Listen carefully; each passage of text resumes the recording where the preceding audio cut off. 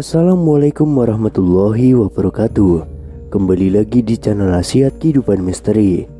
Pada video kali ini saya akan membahas tentang tabut suci ditemukan di Indonesia. Waktu itu saya telah bermain-main dalam video saya yang banyak pro dan kontra tentang Candi Borobudur yang merupakan hasil peninggalan Nabi Sulaiman. Nah, hari ini akan sedikit berhubungan kembali tentang kisah masa itu, karena saya masih sangat bersemangat membahas ini semua. Siapa yang pernah dengar istilah tabut? Makanan jenis apa itu? Ini adalah salah satu kata yang sampai sekarang masih jadi misteri yang hangat diperbincangkan oleh umat manusia di bumi. Istilah tabut merupakan salah satu rahasia yang terbesar. Benda keramat yang diyakini sebagai mukjizat Nabi Musa ini telah hilang. Bangsa Yahudi meyakini bahwa benda keramat itu kini bersemayam di salah satu lokasi suci Masjid Al-Aqsa. Menurut mereka, kedatangan sang juru selamat hanya tinggal menunggu waktu dan akan gagal sama sekali jika mereka tidak berhasil mendapatkan benda tersebut. Tabut juga mereka yakini sebagai simbol kekuatan di muka bumi ini. Di dalam Al-Quran, sesungguhnya tanda ia akan menjadi raja ialah kembalinya tabut kepadamu. Di dalamnya terdapat ketenangan daripada Tuhanmu dan sisa daripada peninggalan keluarga Musa dan keluarga Harun. Tabut itu dibawa oleh malaikat.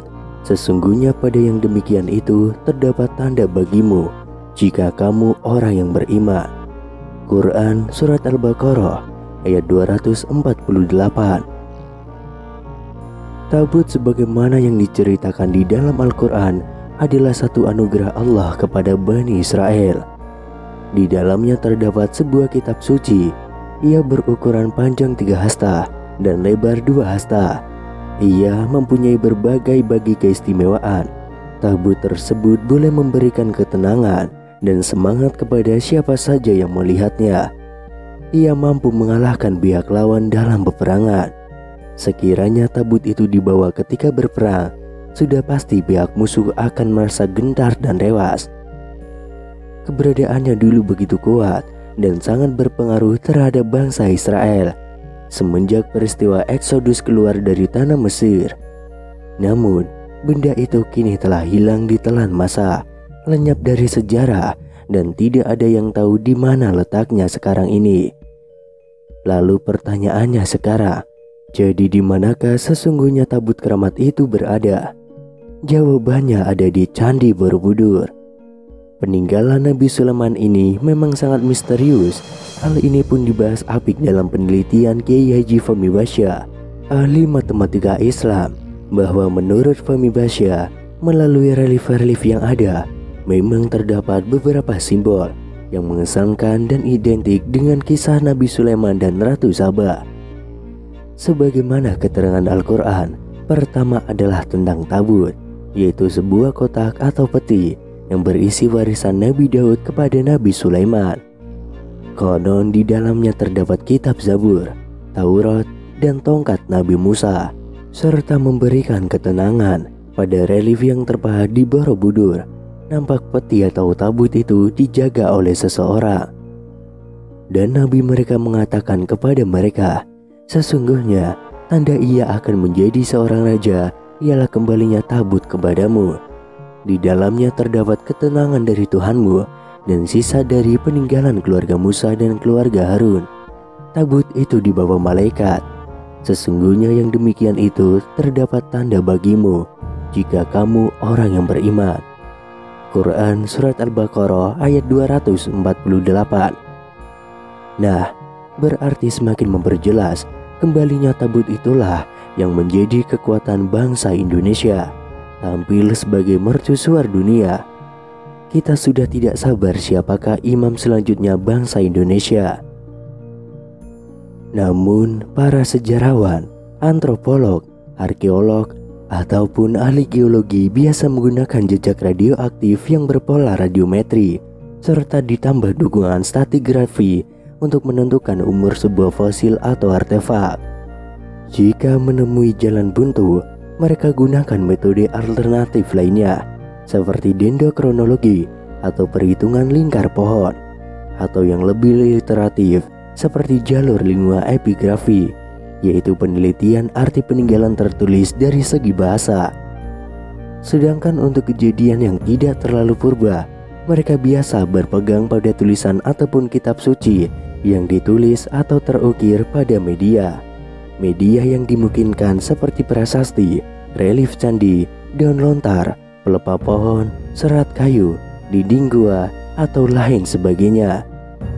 Termasuk dalam pelacakan kotak tabut yang fenomenal ini, mereka melacaknya lewat tulisan dan kitab suci serta artefak pendukung lainnya. Kotak yang satu ini istimewa, tidak kalah tenarnya dengan kotak suara pemilu. Kotak tabut mempunyai berbagai nama sesuai dengan budaya setempat. Ada yang menyebutnya taboot, Art of Covenant, tabut Sekinah, atau mungkin juga berafiliasi dengan kotak Pandora.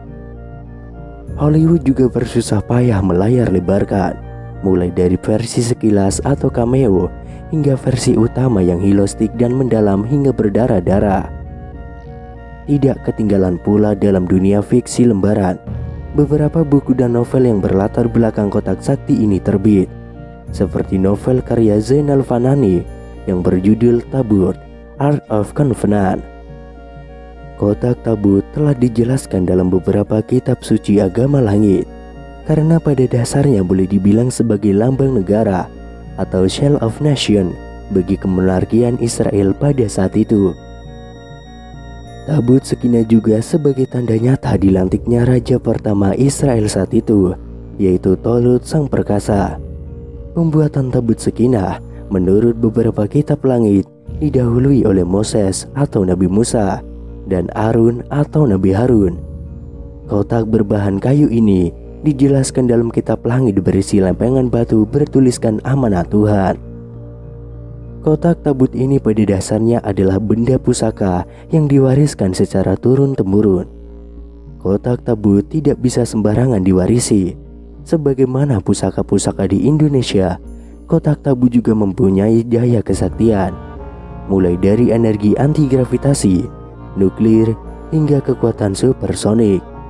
Lebih spesifik, kotak tabut itu berisi pecahan lauh atau batu bertulis ataupun kopian yang lebih modern, yaitu kulit atau kertas yang bertuliskan lafaz Allah. Pada beberapa riwayat dari Ibnu Abbas dan At-Tabari menyebutkan bisikan patahan tongkat dan baju Nabi Musa sebagaimana dijelaskan oleh Habib Ali Zainal Abidin ada juga di dalam kabut tersebut.